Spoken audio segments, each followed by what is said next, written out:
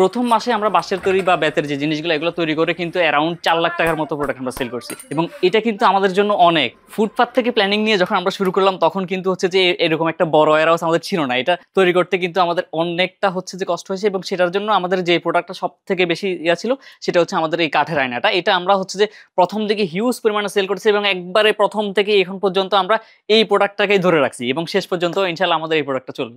1 কোটি সেলের পিছনে এটার যেমন বড় অবদান আছে, তেমনি আমাদের আরো অনেকগুলো প্রোডাক্ট আছে। হ্যাঁ, শুধু এটা বললে হচ্ছে ভুল হবে। ধরতে গেলে আমার 50% হচ্ছে যে এটার মধ্যে ছিল, আর বাকি 50% আমার এনাদার যে প্রোডাক্টগুলো দেখতেছেন সবগুলো প্রোডাক্টেরই অবদান আছে।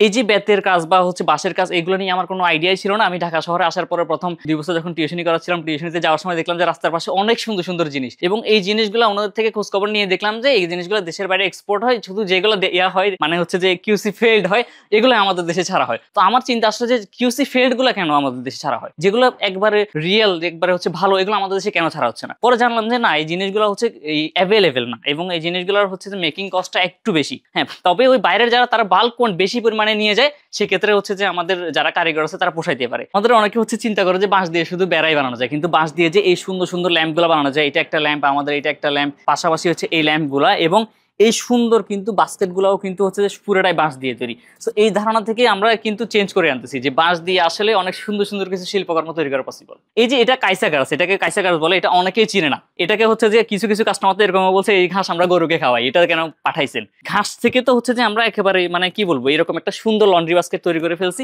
যেটার মধ্যে হচ্ছে অনেকটা সুন্দর জায়গা, এবং এটা কিন্তু ডিজাইনও করা হয়েছে একবার উপর থেকে নিচ পর্যন্ত আমাদের এরকম একটা সুন্দর ডিজাইন দেওয়া হয়েছে। কচুরিপানার একটা ব্যাগ, আমরা জানি যে কচুরিপানা এরকম ভাবে পড়ে থাকে, কিন্তু কচুরিপানাকে হচ্ছে যে প্রসেসিং করে যে এরকম একটা সুন্দর ব্যাগ তৈরি করছে, সেটা কারো আইডিয়াই ছিল না। পুরোটা হচ্ছে কচুরিপানা দিয়ে ধরে জাস্ট হচ্ছে এখানে ভিতরে একটা মেটালের ফ্রেম দেওয়া আছে, আর একবারে পুরোটা কচুরিপানা, এখানে জাস্ট একটু হোগলার কাজ করা হয়। এবং কাস্টমাররা নতুন নতুন প্রোডাক্ট চায়, যে আমি ব্যাগ দিয়ে আজকে আয়না মিরর তৈরি করে দিচ্ছি, উনি চায় যে ব্যাগ দিয়ে একটা লন্ড্রি বাস্কেট তৈরি করে দিই, একটা মিরর তৈরি করে দিই, একটা বাস্কেট তৈরি করে দিই। এবং এটা তৈরি করতে হলে কিন্তু ওই যে কারিগর, নতুন নতুন কারিগর তৈরি করা লাগতেছে। পুরাতন কারিগর অনেক শর্টেজ, হয়তো ধরতে গেলে আমার বেতের প্রোডাক্ট 2-3 জনের কাজ পারে। সোনালী আঁশটা আমাদের অনেকটা গোল্ড ইয়া ছিল।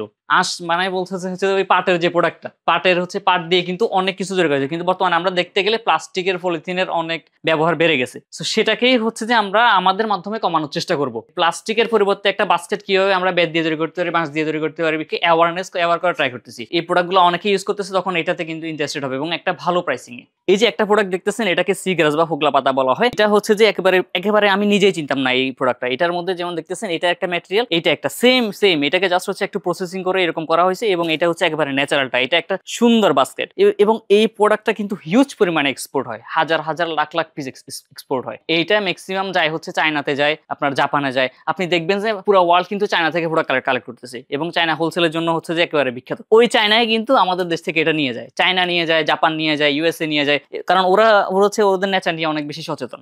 বিয়ের ক্ষেত্রে এখন আপনারা দেখবেন যে মানুষ অনেক ইউনিক জিনিস চিন্তা করে, যে হচ্ছে কি দিয়ে হচ্ছে আমাদের এই জিনিসটা ডেকোরেশন করা যায়। সেটার ক্ষেত্রে কিন্তু আমাদের এই যেটা দেখতেছেন ডোরবেল, এটাকে কিন্তু অনেকে ইউজ করে নিচ্ছে, যে বিয়ার স্টেজের পিছনে হোক বা হচ্ছে গায়ে হলুদের প্রোগ্রামে হোক, এটা নিয়ে কিন্তু অনেকটা সাথে ফেলে, এবং এটা আমাদের একটা সিগনেচার প্রোডাক্ট। আমরা একবার প্রথম থেকে আমাদের মান্থলি বা আমরা হাজার হাজার পিস এটা সেল করতেছি। এবং বিয়ের ক্ষেত্রে আরেকটা জিনিস সব থেকে বেশি কাজে লাগে, সেটা হচ্ছে ডালাগুলো। আমাদের বাঁশের অনেক ডালা আছে, বেতের ডালা আছে, কাইসার ডালা আছে, তারপর হচ্ছে এই প্রোডাক্টটা ইউজ করে।